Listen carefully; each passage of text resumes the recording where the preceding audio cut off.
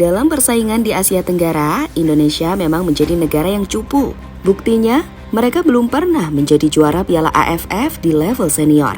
Sebuah hal yang sampai saat ini menjadi keprihatinan bagi para pecinta timnas. Namun jangan salah, meski belum pernah menjadi juara Piala AFF, nyatanya beberapa kebijakan timnas Indonesia ditiru oleh beberapa negara lain. Padahal sebelumnya, negara-negara tersebut menertawakan Indonesia saat menerapkan kebijakan tersebut. Lantas kebijakan apa saja yang dimaksud? Berikut ini adalah jawabannya.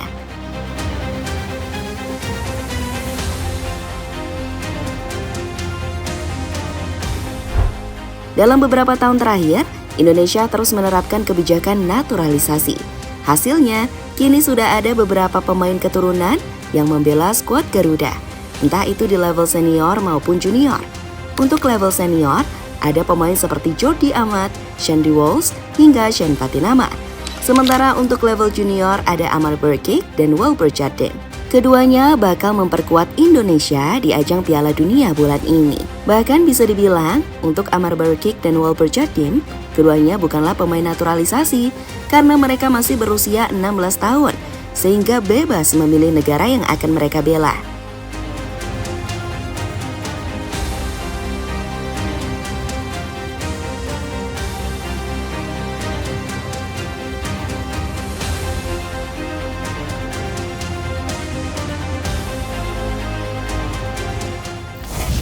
Sayangnya, kebijakan naturalisasi dari Indonesia itu mendapatkan kritik dari negara tetangga.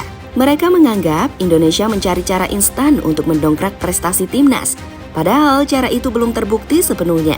Contohnya saat Indonesia terus gagal dalam usaha mereka menjuarai Piala AFF. Para negara tetangga kemudian menertawakan Indonesia karena sudah melakukan cara apapun, tapi hasilnya tetap gagal.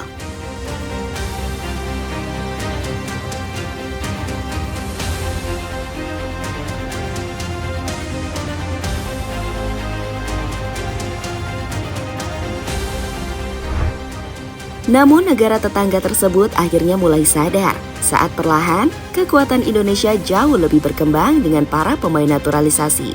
Meski belum menjuarai Piala AFF, nyatanya Indonesia mampu lolos ke Piala Asia. Faktor itulah yang membuat para pesaing Indonesia mulai menirukan cara yang selama ini dipakai oleh timnas. Di antaranya adalah Malaysia melakukan kebijakan naturalisasi. Dalam beberapa tahun terakhir, Malaysia ternyata juga melakukan kebijakan naturalisasi. Bahkan naturalisasi yang mereka lakukan tak pandang bulu, karena menyasar semua pemain yang dianggap bagus, bukan karena adanya garis keturunan. Di antara pemain yang sudah dinaturalisasi Malaysia adalah Sergio Aguero, Lito, Darren Lock, Stuart Wilkin, hingga David Rowley.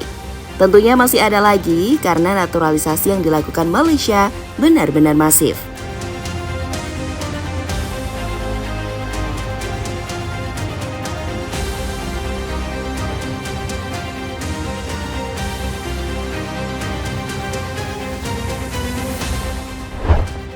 Malaysia ikut-ikutan cari pelatih asal Korea Selatan. Pada pertemuan terakhir, Malaysia harus menerima kenyataan saat mereka dibantai Indonesia dengan skor 4-1. Kemenangan tersebut tentu ada andil Shin Tae-yong selaku juru taktik timnas saat itu. Kini Malaysia juga ikut-ikutan dengan apa yang dilakukan oleh Indonesia. Mereka memecat pelatih sebelumnya dan kemudian menunjuk Kim Panggon. Performa dari Malaysia pun tergolong cukup baik semenjak dipegang oleh pelatih asal Korea Selatan tersebut.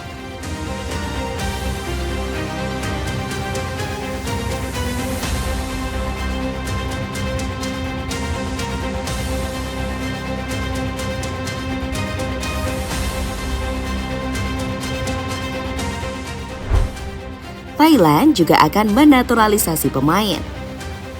Negara yang satu ini adalah negara yang terkenal sangat kuat di kawasan Asia Tenggara. Namun seiring berjalannya waktu, Thailand juga tidak mau kalah dan ingin memperkuat timnas mereka. Salah satunya adalah melakukan kebijakan naturalisasi. Pemain yang dirumorkan bakal menjadi naturalisasi Thailand adalah Erik Karl, pemain kelahiran Swedia yang saat ini bermain bersama Aarhus.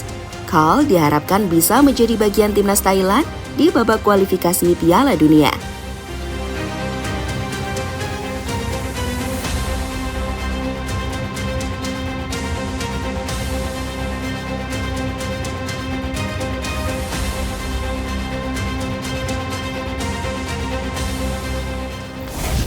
Apa yang dilakukan oleh negara-negara tersebut tentu bertujuan baik, yakni membuat timnas sepak bola mereka semakin kuat dan mampu bersaing di level ASEAN.